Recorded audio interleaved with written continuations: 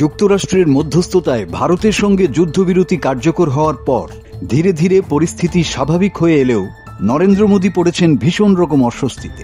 যুদ্ধবিরতি কার্যকর হলেও মার্কিন প্রেসিডেন্ট ডোনাল্ড ট্রাম্পের মধ্যস্থতাকে কেন্দ্র করে ভারত জুড়ে প্রধানমন্ত্রী নরেন্দ্র মোদীকে সমালোচনার মুখে পড়তে হয়েছে। বিরোধীরা অভিযোগ করছে, এতে ভারতের বহুল প্রচলিত তৃতীয় পক্ষ নয় দ্বিপক্ষীয় আলোচনার যে নীতি, তাতে অসঙ্গতি দেখা যাচ্ছে। যুদ্ধবিরতি নিয়ে আলোচনার চূড়ান্ত সিদ্ধান্ত গৃহীত হওয়ার আগেই প্রেসিডেন্ট ট্রাম্প নিজের সোশ্যাল মিডিয়া অ্যাকাউন্টে টুইট করে জানিয়েছিলেন যে দুই দেশ যুদ্ধবিরতিতে রাজি। আর এখান থেকেই বিরোধীদের তোপের মুখে পড়েছেন ভারতের প্রধানমন্ত্রী নরেন্দ্র মোদী। এ যুদ্ধে সবচেয়ে বড় ধাক্কা এসেছে অর্থনৈতিক ক্ষেত্রে। এ সংঘাতে ভারতের অর্থনৈতিক ক্ষয়ক্ষতির পরিমাণ দাঁড়িয়েছে প্রায় $8,300 কোটি। এতে সবচেয়ে বেশি ক্ষতিগ্রস্ত হয় ভারতের শেয়ার বাজার। নিফটি ও সেন্সেক্স মিলিয়ে উবে যায় প্রায় $82 বিলিয়ন।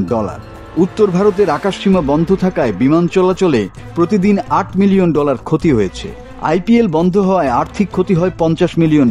সামরিক ব্যয়ে যোগ হয় আরও $100 মিলিয়ন এবং যুদ্ধ বিমান হারিয়ে ক্ষতি হয় $400 মিলিয়ন।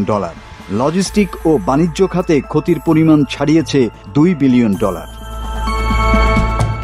এভাবে দেশের অর্থনীতিকে ঝুঁকির মুখে ফেলার অভিযোগ ছাড়াও সংঘাত থামাতে আমেরিকার নাক গলানো নিয়ে প্রশ্ন তুলেছে ভারতের বিরোধী দলগুলো।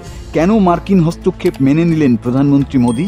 এই প্রশ্নের পাশাপাশি ৭১-এ বাংলাদেশের মুক্তিযুদ্ধে তৎকালীন মার্কিন প্রেসিডেন্টের অনুরোধ নস্যাৎ করা আয়রন লেডি ইন্দিরা গান্ধীর ভূমিকার কথাও উল্লেখ করেছে কংগ্রেস। তারা বলছে, আমেরিকার অঙ্গুলি নির্দেশ নোয়াতে পারেনি ইন্দিরা গান্ধীকে, কিন্তু মোদী মাথা নোয়ালেন।